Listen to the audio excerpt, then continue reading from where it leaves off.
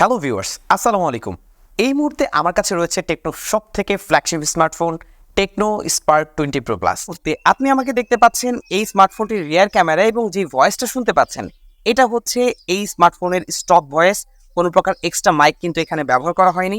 যেহেতু এই স্মার্টফোনটার মধ্যে কার্ভ ডিসপ্লে ব্যবহার করা হয়েছে, সো গ্রিন লাইন পড়ার সম্ভাবনা কতটুকু এবং এই দামের মধ্যে এই স্মার্টফোন কেনার যুক্তি বা কতটুকু আজকের পুরো ভিডিওতে আপনাদের সাথে ক্লিয়ার করব। So let's begin the show. প্রথমেই বলে রাখি, এই স্মার্টফোনটা 3টি কালার ভেরিয়েন্টে পাওয়া যাচ্ছে, তবে আমাদের হাতে এটা সাদা কালারটা রয়েছে, যার নাম দেওয়া হয়েছে লুনার ফরেস্ট। তবে যে যাই বলুক না কেন, স্মার্টফোনটা আউটলুকটা আমার কাছে বেশ ভালো লেগেছে। ক্যামেরাটা একটু বড়, তবে সবার থেকে অনেকটাই আলাদা। এছাড়া স্মার্টফোনটা ক্যামেরা ভাবে সাইডে কিন্তু 4 এলইডি ফ্ল্যাশ দেখতে পাচ্ছি, যা বেশ পাওয়ারফুল। এই স্মার্টফোনটা প্লাস্টিক বিল্ড বা পলিকার্বনেট ফাইবার বডির একটা বডি ফ্রেম ব্যবহার করা হয়েছে এবং আপনারা দেখতে পাচ্ছেন ব্যাক প্যানেলটা কিন্তু কিছুটা কার্ভ করা হয়েছে। ফ্রন্ট অ্যান্ড ব্যাক উভয় দিকেই আমরা কার্ভ দেখতে পাচ্ছি, যার ফলে স্মার্টফোনটা ধরার ক্ষেত্রে বেশ কমফোর্টেবল ফিল করবেন। আরও বেশি কমফোর্টেবল লাগছে এই স্মার্টফোনটার ওয়েট ডিস্ট্রিবিউশন। এই স্মার্টফোনটার আদ্য প্রান্তের ভর হচ্ছে 189 গ্রাম এবং এটার পুরুত্ব হচ্ছে 7.6 মিলিমিটার। যেমন হ্যান্ড ফিল তেমন পাতলা, স্মার্টফোনটা ধরে বেশ কমফোর্টেবল ফিল করছিলাম এবং দীর্ঘ সময় ধরে রাখার ফলেও তেমন একটা ভারী ভাব কিন্তু স্মার্টফোনটার মধ্যে আপনি পাবেন না। তবে একটা সমস্যাও আছে, সেটা হচ্ছে এটার সাইড বাম্পারটা কিন্তু বেশ গ্লসি ডিজাইন দেখতে পাচ্ছেন এবং এই ধরনের গ্লসি ডিজাইন হওয়ার ফলে স্মার্টফোনটার সাইড প্যানেলটা কিন্তু কালার ড্যামেজ হয়ে যাওয়ার চান্স খুব বেশি। এবং পোর্টস অ্যান্ড বাটনের দিকে আমরা তাকালে প্রায় সব কিছু এখানে দেখতে পাচ্ছি এবং বুঝতেই পারছেন স্মার্টফোনটা বেশ স্লিম হওয়ার ফলে এখানে কোনো প্রকার হেডফোন জ্যাক কিন্তু ব্যবহার করা হয়নি। তবে আপনাদের সুবিধার্থে টেকনো কিন্তু এটার বক্সে একটি টাইপ সি ইয়ারফোন প্রোভাইড করছে এবং যে সিমটের পয়েন্ট আমরা দেখতে পাচ্ছি এখানে কিন্তু আপনি শুধুমাত্র 2টি সিমই ব্যবহার করতে পারবেন। স্মার্টফোনটা IP53 dust and water resistant certified, so হালকা পানির ছিটে ফোটা এবং স্প্ল্যাশে তেমন একটা সমস্যা হবে না। আজকের ভিডিওর স্পন্সর হচ্ছে সরকার টেলিকম। তাদের কাছ থেকে এই স্মার্টফোনটি পারচেস করলে একটা আকর্ষণীয় মূল্য ছাড় থাকবে। ভিডিও ডেসক্রিপশন বক্সে আমি সকল তথ্য দিয়ে রেখেছি, চেক আউট করবেন, শপটি ভিজিট করতে ভুলবেন না। চলেন ভিউয়ার্স, এই ফাঁকে একটু দেখে নেওয়া যাক এই ডিভাইসটার বক্স কন্টেন্টে আমরা কি পাচ্ছি। বক্সটা ওপেন করলেই পাচ্ছেন একটি silicon back cover, tempered glass, warranty card, sim ejector tool, type A to type C cable এবং 33 ওয়াটের চার্জার। তবে এই প্রাইস পয়েন্টে অনেক স্মার্টফোন ব্র্যান্ড আমরা যেটা দেখতে পাচ্ছি 65 ওয়াট 67 ওয়াটের চার্জার অফার করছে। আমার মনে হচ্ছে এটার বক্সে যে 33 ওয়াটের চার্জারটা রয়েছে সেটা আমাদের জন্য মোর এনাফ এবং এটা দিয়ে আপনি খুব ইজিলি আপনার কাজ চালিয়ে নিতে পারবেন এবং লং টাইম একটি ব্যাটারি ব্যাকআপ ভালো থাকার জন্য একটা ফাস্ট চার্জার বা এনাফ চার্জার হলেই যথেষ্ট, এত বেশি ফাস্ট চার্জার না হলেও চলে। সো এই দিক থেকে আমার মনে হচ্ছে ঠিকঠাক আছে এবং এই চার্জার দিয়ে এই স্মার্টফোনটাকে ফুল চার্জ করতে অলমোস্ট 55 থেকে 58 মিনিটের মতো সময় লাগছিল, যা আমার কাছে ঠিকঠাকই লেগেছে। ডিসপ্লে নিয়ে আলোচনা করতে গেলে এই স্মার্টফোনটা এই দামে আমাদেরকে প্রোভাইড করছে 6.78 ইঞ্চির একটা কার্ভ অ্যামোলেড প্যানেলের ডিসপ্লে। অফিসিয়াল মার্কেটে এই ধরনের ডিসপ্লে আপাতত কেউ প্রোভাইড করছে না। এছাড়া আপনি পাচ্ছেন 120 হার্টজ পর্যন্ত হাই রিফ্রেশ রেট, প্রোটেকশনে রয়েছে Corning Gorilla glass 5, 1000 nit peak brightness এবং পাচ্ছেন অপটিক্যাল ইন ডিসপ্লে ফিঙ্গারপ্রিন্ট, যার রিস্ট পজিশনটা আমার কাছে একটু নিচের দিকে লেগেছে। এটা বেশ কিছুদিন ইউজ করলে আপনি ইজিলি ইউজ টু হয়ে যেতে পারবেন। ফেস আনলকটাও রেজাল্ট ঠিকঠাক আছে, বেশ ভালোভাবে এটা আনলক করতে পারছিল। যেহেতু curve display, so accidental mix touch এখানে আমরা বেশ ভালোই দেখতে পেয়েছি। HDR সাপোর্ট পাচ্ছে না, তবে wide on L on support রয়েছে। ডিসপ্লে কালার নিয়ে কোনো সমস্যা ছিল না, পাঞ্চি কালার প্রডিউস করছিল। এছাড়া ডিসপ্লেটা কোনো প্রকার ডেন্ট ইস্যু আমরা দেখতে পাইনি। ব্ল্যাক লেভেলটাও ঠিকঠাক। আসলে দাম বিবেচনায় এর থেকে ভালো অফিসিয়াল ফোন হিসেবে আমরা আশা করছি না আপাতত। 120 হার্টজের রেজাল্ট মোটামুটি ঠিকঠাকই ছিল। ইউএফও টেস্ট করে দেখেছি, সেখানে মোটামুটি পুশ করতে পারছিল। আউটডোর ভিজিবিলিটির কথা বলতে গেলে ব্রাইটনেসটা আমার কাছে ঠিকঠাকই মনে হয়েছে, রিস্ক করতে তেমন একটা সমস্যা হচ্ছিল না। এবং ভালো কন্টেন্ট দেখার জন্য ভালো একটা সাউন্ড কোয়ালিটি প্রয়োজন এবং সাউন্ডের জন্য এখানে আমরা ডুয়েল স্টিরিও স্পিকার পাচ্ছি এবং এটার সাউন্ড এক্সপিরিয়েন্স আমার কাছে আপ টু মার্ক লাগেনি, কেননা এটার যে বেস কোয়ালিটি কিছু জায়গায় আমার কাছে বেশি মনে হচ্ছে। ক্রিসপিনেসের বেশ ভালো একটা অভাব দেখতে পেয়েছি। ফুল ভলিউমে বেশ কিছুটা ডিস্টরশন আপনারা দেখতে পাবেন এবং এটা দিয়ে যখন আপনি সাউন্ড শুনবেন সেই ক্ষেত্রে ব্যাক প্যানেলটা কিন্তু বেশ ভালোই ভাইব্রেট করে, যা আমার কাছে ভালো লাগে না। এবং আমি জানি এই স্মার্টফোনটার মধ্যে থাকা কার্ভ ডিসপ্লে কারণেই অনেকেই এই স্মার্টফোনটা তাদের চয়েস লিস্টে রেখেছে এবং অনেকে একটা দুশ্চিন্তায় ভুগছে যে স্মার্টফোনটার মধ্যে গ্রিন লাইনের কোনো সমস্যা হবে কিনা।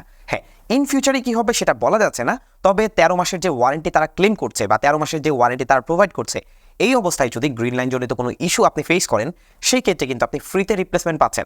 সো টেনশন করার কোনো কাজ নেই। তবে আপাতত এখন পর্যন্ত আমি একটু রিসার্চ করে দেখেছি কোনো গ্রিন লাইন ইস্যু এসেছে কিনা গ্লোবালি, বাট স্মার্টফোনের মধ্যে এই ধরনের কোনো সমস্যা কিন্তু এখন পর্যন্ত পাইনি। সো এটাকে আমরা একটা প্লাস পয়েন্ট হিসেবেই দেখছি। ব্যাটারির দিক থেকে স্মার্টফোনটাতে আমরা 5000 mAh ব্যাটারি পেয়েছি এবং এই ব্যাটারিটাকে আমরা বিভিন্নভাবে টেস্ট করে দেখেছি। কখনো লো ব্রাইটনেস ইউজ করেছি, মিডিয়াম ব্রাইটনেস এবং হাই ব্রাইটনেস ইউজ করেছি, 60 Hz 120 Hz সবভাবেই ইউজ করেছি। ব্যাটারি ব্যাকআপ নিয়ে এই মুহূর্তে ছোট্ট একটা রিপোর্ট আমাদের হাতে রয়েছে, যেটা আমরা ব্যবহার করে পেয়েছি। স্মার্টফোনটা যখন আমরা ফুল ব্রাইটনেসে ব্যবহার করেছি এবং পাবজি খেলেছি, 4 ঘন্টা 35 মিনিটের মতো একটা স্ক্রিন অন টাইম এই স্মার্টফোনটা দিতে পেরেছে। এবং স্মার্টফোনটা আমরা 120 Hz ব্যবহার করেছি, সেখানে 5 ঘন্টা 53 মিনিটের মতো একটা স্ক্রিন অন টাইম দিয়েছে। এবং স্মার্টফোনটা যখন 60 Hz ব্যবহার করেছি, সেই অবস্থায় 6 ঘন্টা 18 মিনিটের মতো একটা স্ক্রিন অন টাইম দিয়েছে। এটা নর্মাল ইউজে, যখন আমরা একটু গেম খেলেছি, ক্যামেরা ওপেন করেছি, ভিডিও প্লে করেছি, সব কিছু মিলিয়ে। এছাড়া স্মার্টফোনটা আমরা মিডিয়াম ব্রাইটনেসও ব্যবহার করে ট্রাই করে দেখেছি, সেই অবস্থায় 6 ঘন্টা 53 মিনিটের মতো একটা স্ক্রিন অন টাইম এই স্মার্টফোনটি আমাদেরকে দিতে পেরেছে।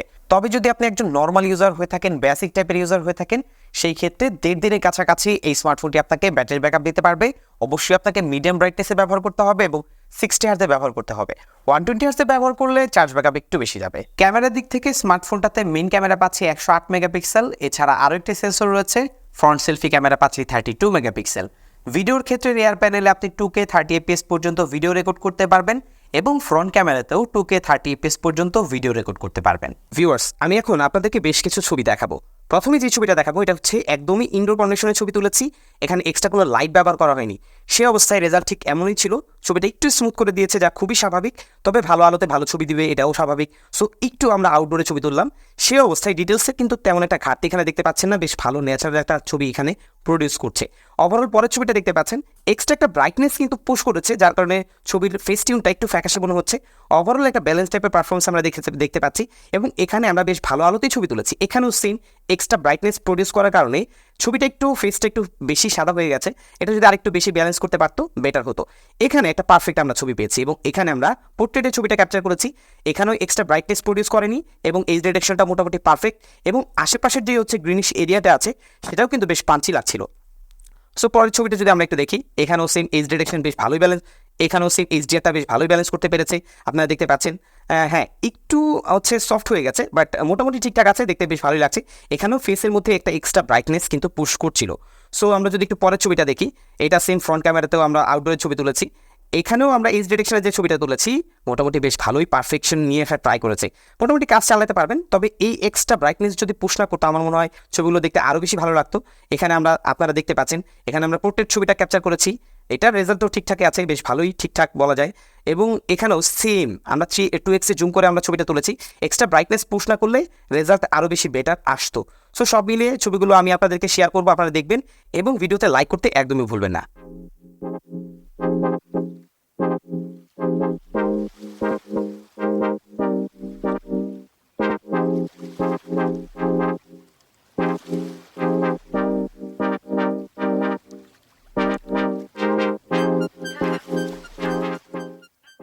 ভিউয়ার্স, এই মুহূর্তে আপনি আমাকে দেখতে পাচ্ছেন এই স্মার্টফোনটির রিয়ার ক্যামেরায় এবং ব্যাকগ্রাউন্ড অলরেডি ব্লার করা আছে, কেননা এখানে কিন্তু আপনি বোকে ভিডিও সাপোর্ট পাচ্ছেন এবং আপনি যদি রিয়ার ক্যামেরা দিয়ে ভ্লগিং করতে চান ঠিক এই ধরনের একটা রেজাল্ট দেখতে পাবেন। পারফরমেন্সের কথা বলতে গেলে স্মার্টফোনটিতে ব্যবহার করা হয়েছে 8GB LPDDR4X RAM, 8GB extended র্যামও রয়েছে, 256GB রম পাচ্ছি যা UFS 2.2 স্টোরেজ টাইপ।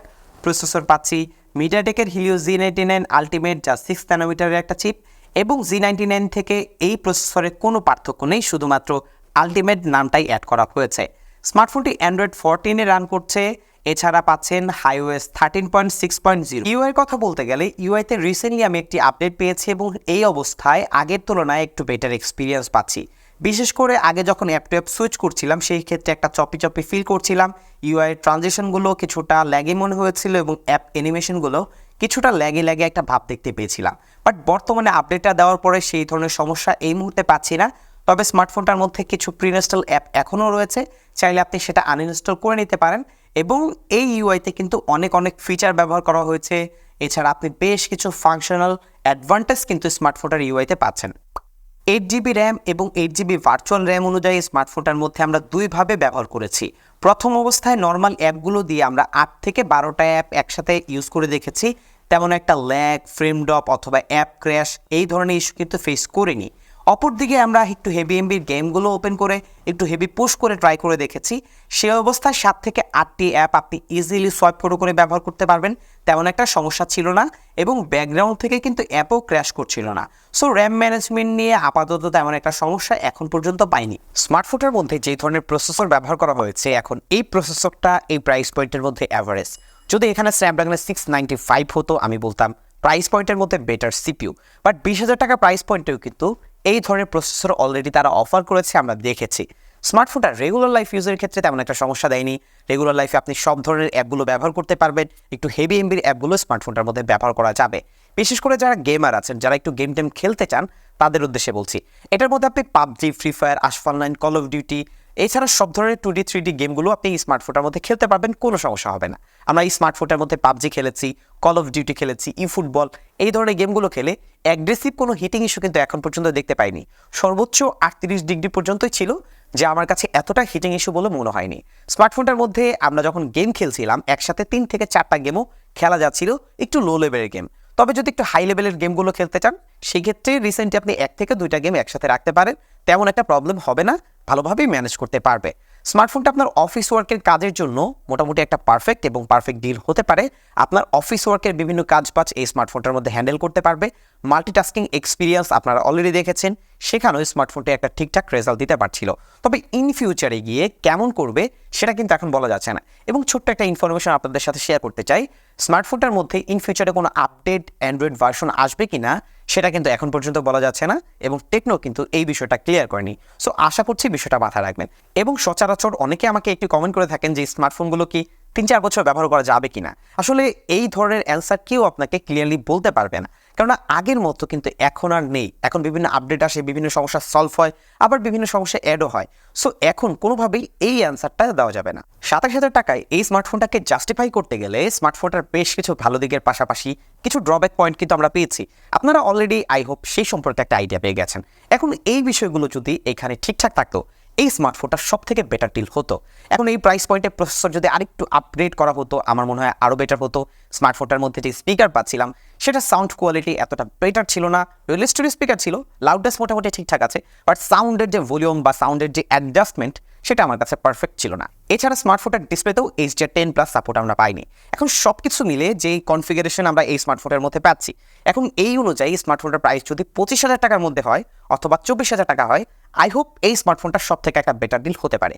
তবে এই মুহূর্তে দাঁড়িয়ে এই স্মার্টফোনটার কম্পিটিটর যারা আছেন বা যেই ফোনগুলো আছে, তারা কিন্তু এখন পর্যন্ত লঞ্চ করেনি। সো এখন পর্যন্ত এই স্মার্টফোনটা বেটার ডিল, কারণ এই প্রাইস পয়েন্টে কার্ভ ডিসপ্লে কেউ দিচ্ছে না, এত সুন্দর কেউ ডিজাইন দিচ্ছে না, অথবা এত বেটার ক্যামেরাও কেউ দিচ্ছে না। সো এই দিকগুলো বিবেচনা করতে গেলে কিছুটা এগিয়ে আছে। তবে কম্পিটিটররা যদি ফোন নিয়ে আসে ভালো স্পেসিফিকেশন দিয়ে, সেই ক্ষেত্রে এই স্মার্টফোনটার প্রাইস হয় ড্রপ করতে হবে, তা না হলে তাদের তুলনায় স্মার্টফোনটা কিছুটা পিছিয়ে পড়তে পারে।